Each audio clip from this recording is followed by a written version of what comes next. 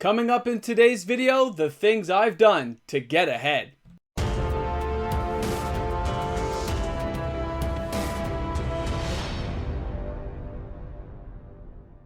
Hi everyone, welcome back. MTG Moxman here. If you're new to my channel, welcome aboard. I hope you enjoy the content today. And of course, for all my regular viewers, I'm excited to share this video with you today. Welcome back everyone. Looking forward to seeing those comments in the comment section.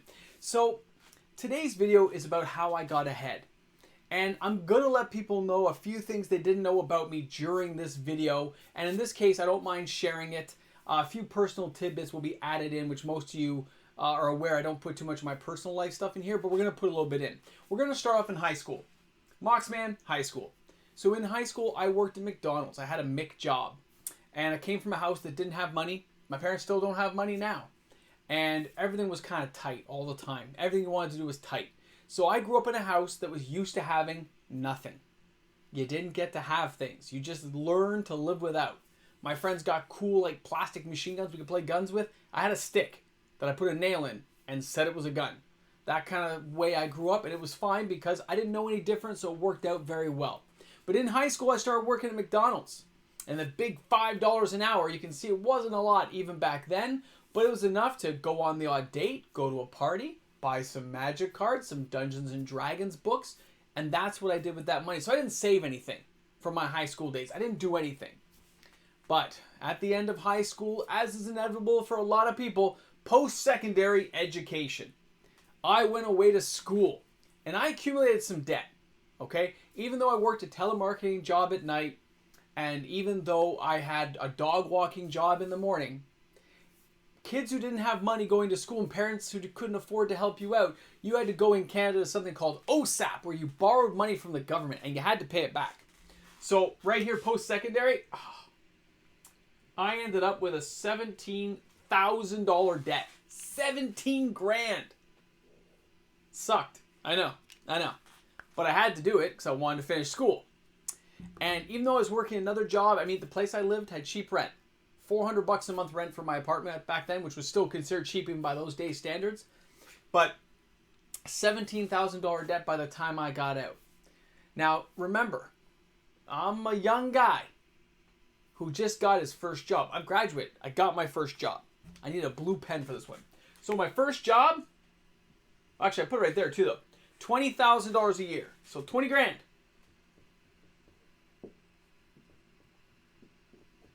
There's some dollar signs there so you guys know what we're talking about. $20,000. I was happy. I was a pretty happy Moxman. Because as soon as you graduate school, you only have a few months to find a job, but by that time, OSAP starts charging you interest on that $17,000. So I live pretty cheap. I'll be honest, guys. I'm used to being frugal and not spending money needlessly because I grew up not having that. Everyone's lives are different. When you grow up in a house that has money and goes on vacations and goes places, you're used to having those things. And when you go out on your own and nobody's backing you up, you kind of still want those things. That's how people get into a lot of credit card debt and go to a lot of issues. I did a little bit of that right when I graduated. I went into debt because I just didn't understand how things worked. I learned. Because credit cards will suck your money out of you quicker than anything. So, first job, I'm working away. I have cash flow, which is what PC stands for. Okay? I got a paycheck. I got positive cash flow because my debts are low. I have $125 going to my student loan, $400 a month to rent, $80 for a Metro, well, I think it was like $50, $60 for a Metro Pass here in Toronto back then, and that's what I did. But I realized how much interest they were charging me on that student loan, on that 17 grand. It was not good. I was not happy.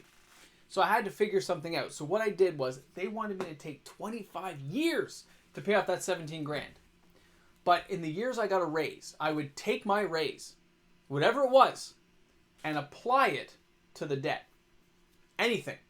So in the next 2 years, all the raises I got and all my cash flow that I had from not spending, I was able to eliminate that debt. So that debt was gone. No more debt. At this point, I was dating my future wife and things were looking up. Looking up! Now remember, there are a lot of bad habits you can get into when you're young that you need to put a curb on and understand how things work. Number one, cars. They are a luxury. You don't buy a fancy car. You get a car that gets you around. Okay? Because when you have a car like that that's fancy, you got to pay a lot of insurance and upkeep and maintenance, and that will suck your money out. Cars are a depreciating asset. They're bad debt. They're not good to have. You want to pay that sucker off as fast as you can. You do not want to lease, in my opinion. I prefer to own. That way the problem is mine. Credit cards. Zero balance every month. Pay everything off. I use my credit card daily for every purchase I make, but it is paid off the same day. That way I get that 1% and 2% cash back built up as a lump sum that I can spend on magic cards at the end of the year. Credit cards, though, by themselves are a bad debt. They want you to use them and follow those 20% interest, and that sucks, and I didn't do it. I did a little bit at the beginning, and I cleared myself out. Vacationing. People who are used to vacationing want to go on vacations. My sister likes to vacation. My other sister does not vacation that often, and I have never really gone on vacation anywhere. We'll get to that, though. So, no vacations. No fancy clothes, no eating out, and that includes coffee. Because coffee can cost $5-6. Don't eat out. Don't let your friends be a suck on your income.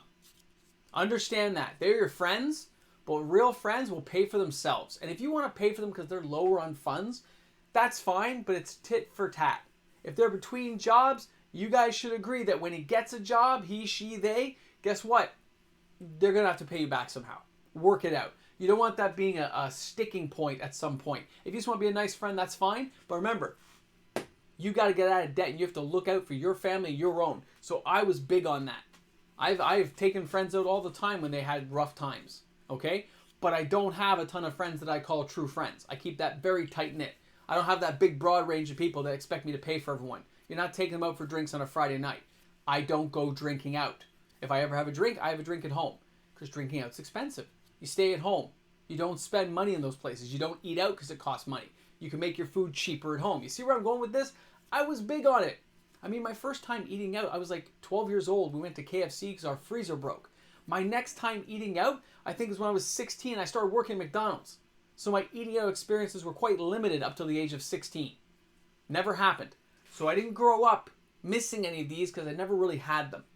Now, I had my job. I got $700 bi-weekly. I am making money. The Mox man is happy. And don't forget, I got raises over the years. Now, I put job 1, 2, and 3 because when I wanted to get ahead and buy the house that you see me in right now, I needed more money. I had positive cash flow. I was saving, but I was getting ready to get married. I was getting ready to wed my wife, and I have a wedding to plan. But here's the scary thing. Here's a personal one for you. I didn't want to live at her parents' house. She suggested we move into the parents' house. I do not want to live with the in-laws. So I saved. I worked another job on the weekend at a computer store back then that sold like video games, like PC video games. I worked there Saturdays, Sundays. I took up the telemarketing job in the evenings. And before you knew it, I had a down payment. And guess what? You notice all here, I haven't mentioned Magic yet. We're going to get back to that. So I had more than one job. If you want to get ahead in life and you really want to get something, you will have to sacrifice all the other things, carry more than one job to get ahead. When you're young, you can do it for a few years. When you're older, it's much harder. So build the good habits when you're young. When I eat out now, I put away a monthly sum of money. And when we have enough money together, we get to eat out. So I don't deny myself eating out, but it is a treat in my house to eat out. The odd time my kid will get McDonald's fast food Happy Meal, but I do not buy a McDonald's meal for myself because they're too expensive. Unless you have coupons or something, you can treat the odd time, but do not make a habit of those things. They build bad habits. You need to build good habits. Drink water. It's free. So I have my money. I have my job. I've saved for my first house. I have my down payment. And I go ahead and I get the house. I move in here and I'm very house poor because we weren't married yet and I had no cash to do anything. Even with the 2 jobs, you got a mortgage to pay. I think my first interest back then was almost 6%, 6.3% interest rate. It was a lot of money, guys. I was broke all the time. I couldn't do anything. I was living off of, I think, the first 3 years until I actually got married.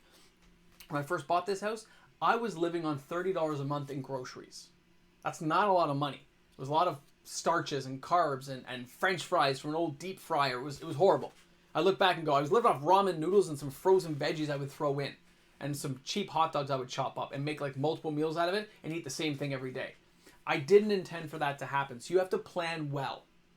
Now, when I got married, things got a little bit better.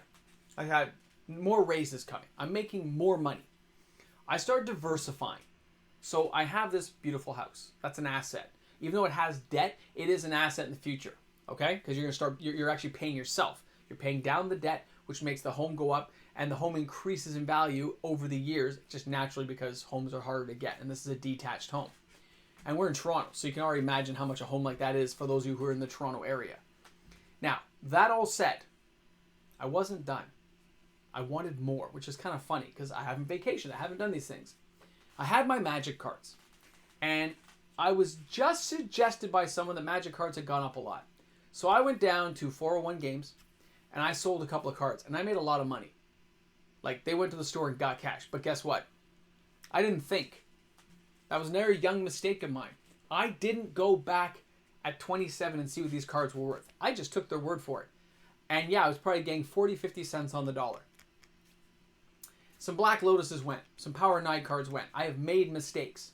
Those are the ones I don't normally talk to you guys about because they're really horrifying when I look back on them now, how much those cards would be worth. But I was doing it for a reason. At this point, I still have old booster packs, by the way. I have some old cards. And I sold a whole bunch of loose booster packs like Arabian Nights and stuff. And I was selling them. I wasn't trading them. I was selling stuff. And I was building to something. Do you know what I was building toward? My second property. I have another property I don't usually mention to you guys about on this channel, but you got to diversify and build out. Magic is not going to save me at retirement time. Either it's just one house. I have bills to pay. You have things to pay for. I have a kid, a wife, a family. Got to help out the parents. Got to help out the in-laws. Got stuff to do. Need to diversify and make more income. Got to make more money. Remember I told you I'm going to renovate this basement in this house eventually so I can rent it out and make more money because I don't need all that space. So, I mean, I guess I could use a little bit more room than this room, right? But that said, I wanted to get out there and make more money. So I was still sacrificing all these things. The credit card works out great because now it's making me money because I get that cash to pay down things. The other stuff I have done, I have strict budgets on everything I do.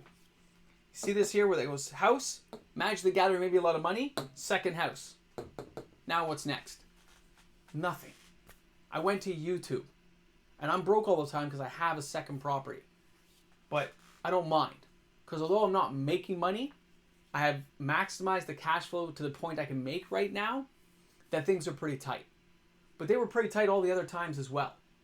I have sacrificed to get where I am because getting ahead is not easy. It takes time, effort, and you got to have some ambition to get there. I was lucky I got to keep my magic cards. And that was enough to get me to that down payment on a second property. And I was lucky that I could rent out things and make money in other areas to keep myself afloat. I'm definitely no Rudy. Definitely never going to be anywhere near that rich. But from where my family was to where I am now, I've done pretty good. I'm pretty pleased. I'm pretty content. And now I get the opportunity to kind of lean back a bit, share videos with you guys, and now this is my... I may not vacation. But I do get to talk to you guys. I may not make a lot of money, but the money I did make, I pushed it to its limit to get me where I am today. It's not always about how much money you make. It's how many jobs you're willing to work, how much you're willing to sacrifice to get ahead. Can you partner with people? Can you get things grouped together? I got lucky with my magic cards. I did. I even used some of the money left over from those magic cards to buy me some of my first boxes. Okay? But now that's all run out, which is why I don't have some massive thing, 4 rooms big, and huge warehouse full of cards, right? It's not in the cards for me. But you never know what's going to happen down here. When you work hard, have ambition, and have a goal of what you want to get to. It's something crazy when I think about my life, how things have worked out. I never thought I'd be on YouTube talking to you guys right now. That never even entered my mind as a possibility until Wizard did something at some point that made me mad. And then I went on YouTube as a joke. And here we are today, and I'm telling you how I got ahead. How things worked out for me. Maybe you'll take 1 or 2 of these things. Maybe you'll take none of this. Maybe you'll laugh at me because I don't vacation. But everyone's lives are different, and everyone comes from a different place. I learned that a long time ago. When you come from different places, there's different expectations and different wants and desires for everybody. Everyone's different. That's what makes this all so fantastic. This is my story about how I got ahead. But I'm sure many people who watch this channel and other people out there would have entirely different stories. And some may even be similar. right? You do what you have to get ahead. And yeah, I have to scrimp and save to get the smallest things now. I get it. But eventually, this house will be paid off. And then I can put the money I was paying on this house, keep a little bit of it, and use the rest of my mortgage payment to pay down the other property faster, right? I mean, I'm not looking past this now because I'm already in my late 40s, right? I'm not going to buy more properties into my 50s and 60s. That's not in the cards. I want to pay things down and make things more secure for my family so we can actually enjoy things a bit. So that's where it is. That's how I got ahead. That's how I've done it. I got lucky with some magic cards that made me quite a bit of money. I've worked multiple jobs to get ahead, and I really had to sacrifice a lot of the things that other people enjoy to keep it and get ahead. Not be abused by my friends. Not buy fancy clothes and do crazy stuff. Although I did buy the Bumblebee Camaro. That was kind of a big thing for me. It was a really big thing. But I paid it off quickly. Back to things here. So to end off, guys, you want to eliminate debt. Always keep yourself in positive cash flow. You do not want to go into debt month over month. If you are, cut it out. Figure out where your things are. Budget everything on a computer. Time everything. See how much you're spending everywhere. The bills you must pay for versus the bills you'd like to pay for. Like a car and stuff is a debt. That's not a good debt to have, right? Whereas a mortgage debt is a good debt to have because you're building an asset. Buying stocks that have dividends. I like my dividends to pay me back. I have TFSAs. In Canada, that's a tax-free savings account. You can buy investments in there that you never have to pay tax on, but there's a limit on how much you can put in. In many ways, it's better than an RSP. All those things, diversifying out. You can't just be one thing and think it's going to save. You don't just buy a couple low-end reserve list cards and, it's going to make lots of money later. No, that's not how it works. Those cards could go to zero. This is a hobby. It's fun. It's speculative until, 20, 30, 40 years out? Until it becomes like part of the landscape of society, as it were. This could all go to zero. Wizards could reprint any box here if they chose to, right? It's crazy how it works sometimes. So the point is, diversify, work hard, maybe more than one job, whatever it takes. You guys let me know how it's going for you out there. Thanks a lot for tuning in, guys. And this is how my story is about how I got ahead. Skipped a lot of stuff. Have a great one today. I look forward to talking to you guys soon. Hey everyone, big shout out to all my patrons out there. Thank you again to all my patrons for continued support month over month, year over year. Patrons make the world go round. And there will be some slots opening on September 1st. So here we are back again. Can you believe it? Well. I want to share something with you guys. It's the end of the video. Nobody makes it this far, especially with a video this long. So, when I did this video about getting ahead, bought myself this nice big whiteboard and stuff, which I don't know where I'm going to put that thing. It's huge, but I'm going to find a space. But the point is, I remember I said I was cleaning the basement out. I came across an old goal sheet. And this is a sheet they gave us when I was in school. Okay? Post-secondary education, in school. And they gave us this sheet about what goals you had for after you graduate. So, I thought it would be funny here and read a few of these goals to you. All right. There's no real order, rhyme, or reason. I'm just going down this list. I hope to have a job one day that pays over $34,000 a year. That was my number one goal. That my job was going to pay me more than $34,000 a year. Okay. Goal number 2. I hope to one day own my own home. Well, we can check those two off the list. Okay. I hope to be married and have 3 kids. I only have 1 kid. I didn't get lucky in that department. But I got lucky with the kid I have, and he's pretty special, so I'm okay with that. He's awesome. He tortures me sometimes, but he's awesome. I hope that I will one day get to visit Australia and Scotland. Still kind of goals of mine. Those are 2 places I would like to go. Also the States, honestly. Florida or something would be nice. Knock on Rudy's door and say, hey, what's up? And my last goal, you ready? I hope one day to be retired and not be homeless.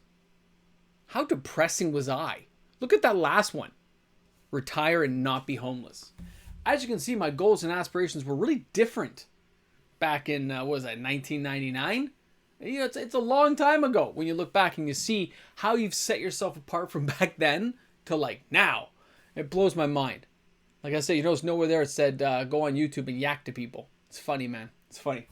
So anyway, I hope you guys are having a fantastic day. Thanks a lot for catching the video. If you watched this far in the video, this far, put a S-Smart inside that comment section for me, please.